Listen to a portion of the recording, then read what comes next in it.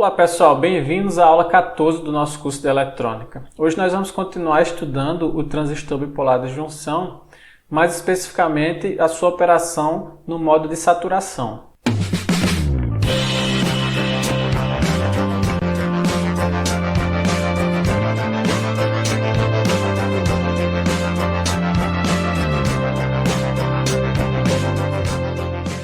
Bom, então a primeira coisa que a gente precisa relembrar é que para operar no modo de operação de saturação, o transistor ele precisa ter a sua junção entre base emissor e a sua junção base-coletor, ambas polarizadas diretamente. Então, nesse caso, eu vou ter a tensão entre base e emissor positiva e a tensão entre base e coletor também positiva, tá? Eu tenho aqui um gráfico que mostra, a característica da corrente do coletor em função da corrente em função da tensão entre base e coletor, Então, considerando a situação em que o transistor está operando no modo ativo, ou seja, essa tensão entre base e emissor está positiva, eu vou ter o quê? A minha corrente do coletor ela não varia, como a gente já tinha comentado na aula anterior, ela não varia em função da tensão entre base e coletor. Ela permanece fixa aqui em um valor que é igual aqui a alfa vezes a corrente do emissor, A gente mostrou a relação lá entre a corrente do coletor e a corrente do emissor. O que ocorre? Quando essa tensão está negativa, ela está polarizando reversamente a minha junção base-coletor. Portanto, eu tenho o transistor operando no modo ativo.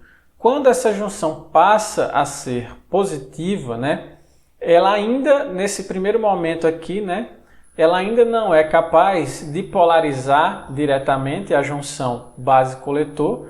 Ela precisa atingir um valor mínimo, aí, que é um valor da faixa de 0,4 volts, para poder conseguir polarizar diretamente a junção base-coletor. E a partir desse momento, em que ela polariza diretamente essa junção, então o transistor ele entra no modo de operação de saturação, ou seja, ele sai do modo de operação ativo e entra no modo de operação de saturação. E aí qual é a principal mudança no comportamento do transistor? É que no modo de operação de saturação, a corrente do coletor ela é altamente dependente do valor da tensão entre base e coletor. Tá? Então essa a gente vê aqui, ela decresce rapidamente à medida que eu tenho a minha tensão aqui entre base e coletor variando, tá certo? Essa é a principal característica, ela pode variar desde o valor máximo que era a corrente que ela tinha no modo de operação ativo até um valor zero, dependendo da tensão do coletor, tá? Então, a principal característica no modo de operação de saturação é essa: a corrente do coletor passa a ser influenciada pela tensão base-coletor, tá? E aí ela vai variar entre um valor zero e esse valor máximo aqui que ela tinha no modo de operação ativo, que é alfa vezes a corrente do emissor. Então eu escrevo uma nova equação agora que relaciona a corrente do coletor, tá? Essa equação ela é válida para o modo de operação saturação. Então eu tenho o que? Eu tenho o alfa, eu tenho agora que a corrente do coletor vai ser igual a um primeiro fator, que é alfa vezes a corrente do emissor, menos um segundo fator. Esse segundo fator é a corrente de saturação vezes alfa mais 1 sobre alfa R vezes a exponencial da tensão entre base e coletor sobre a tensão térmica. Quem é esse alfa R? Esse alfa R é um ganho de corrente em base comum do modo ativo reverso.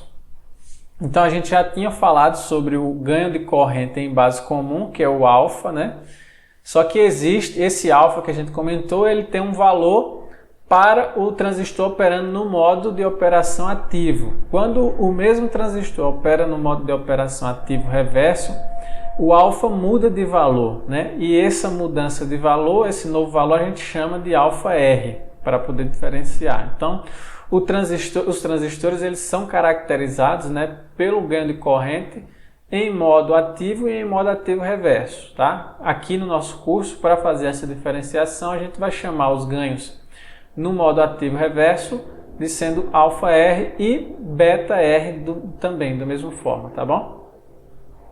Esse alfa a gente já tinha visto que ele é um valor muito próximo de 1. No caso do alfa R, ele vai ser um valor que varia aí entre 0,01 até 0,5, tá bom? Uma outra equação que a gente pode escrever também para o transistor operando no modo de saturação é a equação para a corrente de base, que nesse caso vai mudar também.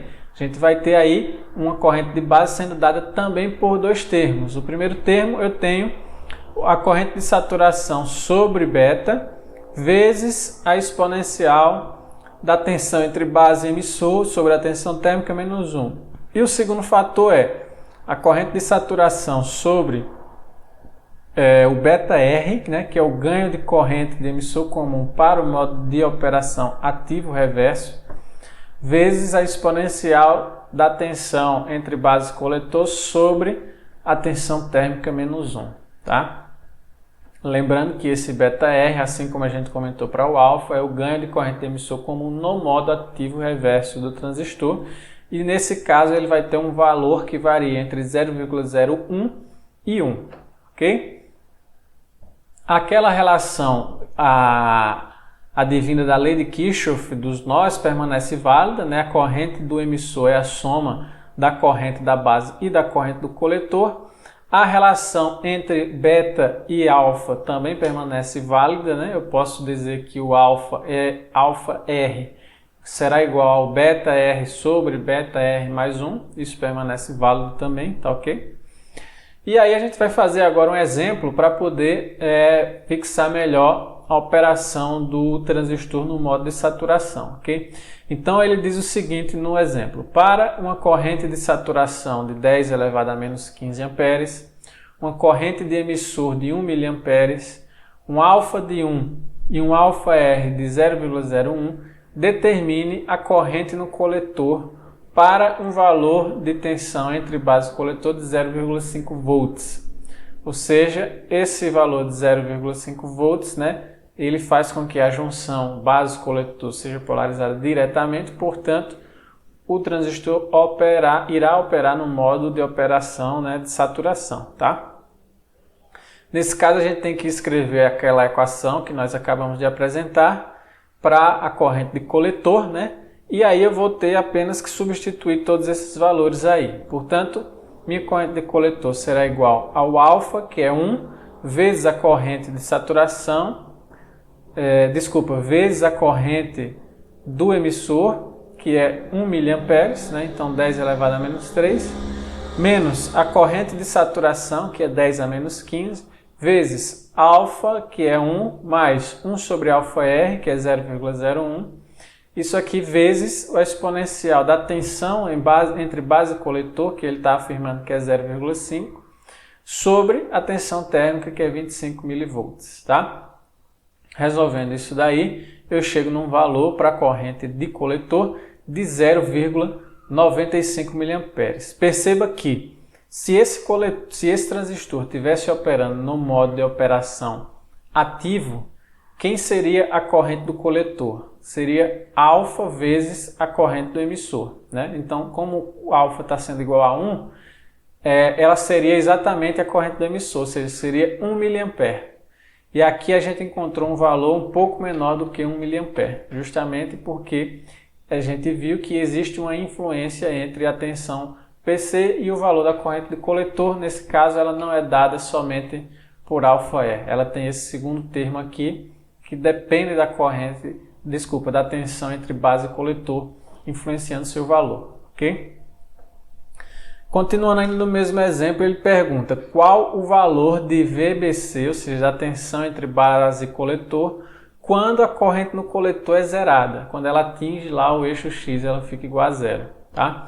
E a gente pode calcular ela utilizando a mesma expressão aqui, né? Essa mesma expressão. Se eu tiver a minha corrente de coletor igual a zero, o que é que eu posso fazer? Eu posso passar um dos termos para o outro lado, e aí quer dizer que eu vou ficar com alfa vezes a corrente do emissor sendo igual a esse outro termo, né, que é a corrente de saturação vezes alfa mais 1 sobre alfa R vezes a exponencial.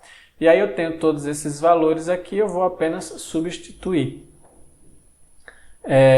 Eu trouxe a exponencial, eu isolei a exponencial, né? Trouxe esse valor aqui para o denominador. Para eu me livrar da exponencial, eu tenho que aplicar o log natural nos dois lados, né? Então eu vou ficar desse lado aqui com VBC sobre VT e aqui ln vezes esse termo aqui. Eu já passei o VT multiplicando esse termo, então eu consegui isolar aqui o valor da minha tensão base coletor, tá? Substituindo agora esses valores, a gente tem a tensão térmica como sendo 25 mA, log natural de alfa, que é igual a 1, vezes a corrente de emissor, que é 1 mA, sobre a corrente de saturação, que é 10 elevado a menos 15, vezes o meu alfa, né, que é 1, mais 1 sobre o alfa R, que é 0,01. E aí, substituindo esses valores, a gente vai encontrar uma tensão entre base e coletor de 0,575 volts. Perceba que uma pequena variação, né, na tensão de base coletor acaba causando uma variação grande na minha corrente de coletor, porque aqui eu tinha 0,5 volts e uma corrente de coletor de 0,95 mA. E aqui eu tenho uma tensão de 0,575 volts e a corrente do coletor zerada.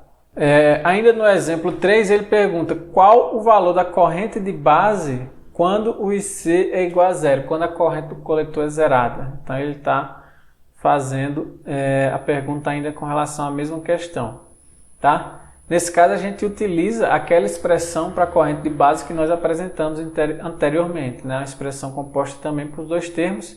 Então a gente conhece todos os termos dessa equação, com exceção do beta e do beta R, né? Mas aí a gente pode defini-los, encontrá-los na verdade em função do alfa e do alfa R que nos foi dado na questão anterior. Então o beta eu sei que é igual a alfa sobre 1 menos alfa, então o alfa sendo igual a 1, vai ficar aqui 1 sobre 0, né? Essa divisão não é possível ser feita, ou seja, eu tenho um valor de beta que tende ao infinito, né? O valor de beta tende ao infinito, então eu já sei que esse termo aqui, dividido por um valor que tende ao infinito, vai ser 0, né? Esse termo aqui da minha equação eu já posso eliminar sabendo que ele vai ser 0, tá?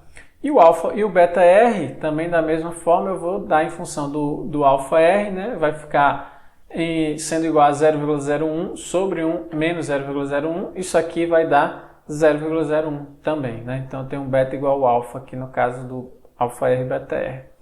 Bom, substituindo agora os valores na equação, apenas resolver essa equação, eu sei que aqui vai ser 0, né? Eu não preciso me preocupar com esse termo, isso aqui vai ser 0, eu vou resolver apenas esse termo daqui, e vou chegar num valor de IB igual a 0,98 mA, que é muito próximo da corrente do emissor, né? O que é esperado, porque já que eu tenho a minha corrente do coletor zerada, então a corrente de base ela tem que ser igual à corrente do emissor, né? Dado a lei de Kirchhoff. Bom, pessoal, então nós encerramos assim a aula número 14, né? Nós falamos aí sobre a operação do transistor bipolar de junção no modo de operação de saturação. Nós vamos, nas próximas aulas, entender quais são as aplicações possíveis para esse modo de operação. Então, nós nos vemos na próxima aula.